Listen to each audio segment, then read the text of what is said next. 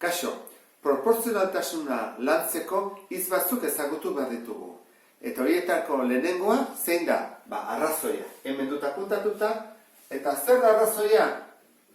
Bi zenbakien arteko zatidura, zatiketaren emaitza.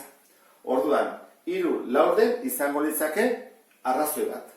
Baina batzutan izan berrian osoak izan daiteke 3,5. Zergatik? Izan berrian adibidez poltsa bat, 3 kilokoak balio duela 4 euro, izan daiteke poltsa bat 3 kilo terdikoak. Orduan, bai kasu hau eta bai kasu hau, bietan arrazoiak dira. Arrazoiak desberdinak. Ze 3 zati lau eta 3,5 zati lau ez du ematen berdina.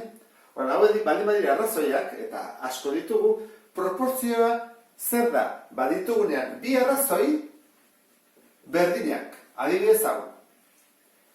3 laurden eta 6 zortziren. Orduan, nik egiten badut horrela, zer motatatzen da? 24.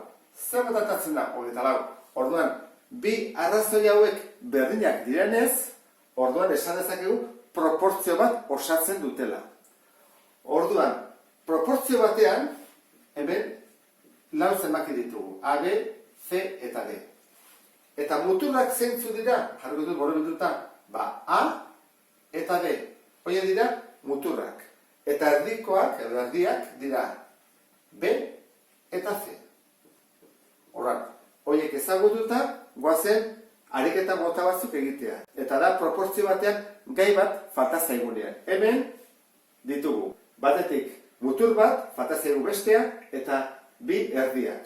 Orduan, hori nola kalkulatu daiteke? Egiten da, diagonalean bidertu, orduan ningo litzake 8 bider 15, eta mutur batekin zatitu, zati 5. Eta hori izango litzateke karatonen emaitza. Orduan, 8 bider 15, zati 5.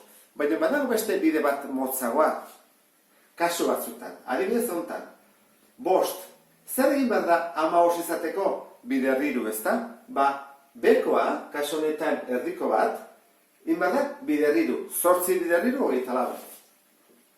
Orduan, honen emaitza 24 da, ez dute egingo, gogoratu zetezte, aukizen ez dute, zenbaki batekin bidertuz ateratzen dela, besteak ere bai, zatitu ere balio du. Zer gertatzen da, proportzio guztietan, goikoa adibidez bidertzen badut 3-kin, bekoa ere bai. Edo goikoa zatitzen badut 2-kin, bekoa ere bai. Hoi kontatu behar da. Orduan, beste honetan isa falta zaigu. Orduan, zer gertatzen da, ekuazio bat ere konsideratu daiteke, baina kasu honetan ezin du egin 5-etik 2 pasatzeko edo 2-tik 5 pasatzeko pixka bat zailagoa da. Zuetako batzuk kontatuko zinate egin berla dela bikoitzailea eta erdi bat gehiago, ezta? Orduan, nola egingo dugu? Egingo dugu horrela, bidertuko dugu horrela, eta orduan gaitzen zaigu 9 bider 2 eta zati 5. Izango zateke isa. Orduan, goazen egitea, 9 bider 2 18, eta 5-ekin zatitzen badut, 18 zati 5, da 5 bider 3 15, 3, orduan, jaisteko urrengo zenbakia, koma jarri bat dut, 6. 3,6. Orduan, isa izango litzake 3,6. Utsuene betetu dut. Orduan, guazen beste gai honetan. Hemen, proporzionetan ditugu 3 arrazoi. 1, 2 eta 3. Eta faltan zaigu hemengo gaia eta hemengo gaia. Orduan, guazen hemengo hemengo egitea. Hemen zer gertatzen da? Ez da kontuatu zaten, 5 zein behar da? Bider 5. 5 bider 5, 25. Orduan, goiko ere bai, 4 bider 5, orduan hau bete dugu, nahiko erraz. Urrengorako, 15-ekin ja pixka bat zailagoa dugu egiteko. Orduan, hartu ezagun proporzio bat. Hartu ezakegu hau, edo hartu ezakegu lehenengo azkenekoarekin. Nik uste dut ego, erresagoa dela guretzako hartzea hau honekin. Eta proporzioa horrela izango ditzake. 4 5-en, berdin, 15 eta hemen utxunea. Erresagoa da egitea, hau honekin, zenbakiak txikiagoa direlako, hau honekin egin berdean. Egin berdean, 25 bider 15, zenbakiak asko faltagoa dira. Horrein dugu horrela, bidertu, orduan atatzen zaigu 75, eta zatituko dugu 4-kin.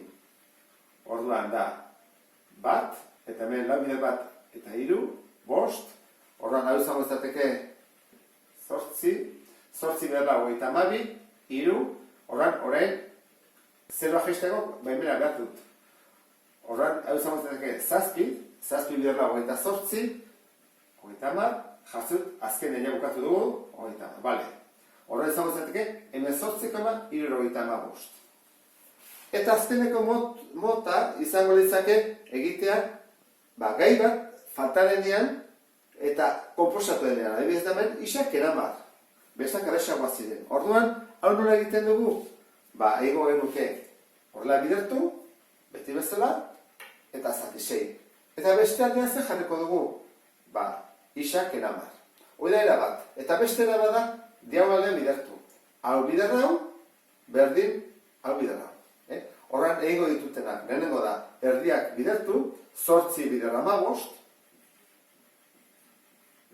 berdin, sei bider, isak eramar. Bueno, hau, importantea da, parentesi bat egon datu, hoi da, modu bat, eta beste bat esan dizuet da, hau, bider hau, zati sei, eta horran berdin, hau.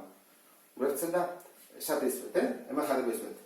Beste modua da, hamabost bider zortzi, zati sei, berdin, isak eramar.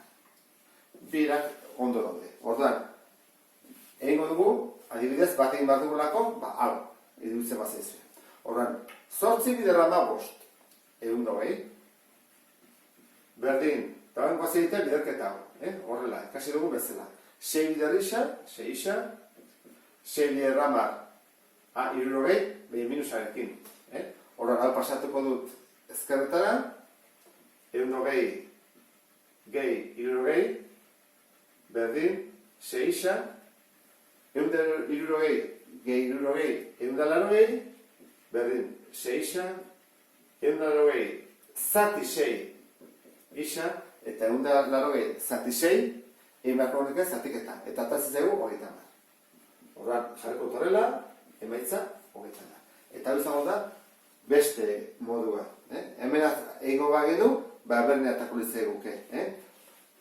Hamabost bider zortzi, zati sei, atakulitzea guke hogei, berdin, isak eramar, hogei gehi hamar, berdin isa, hogeita hamar.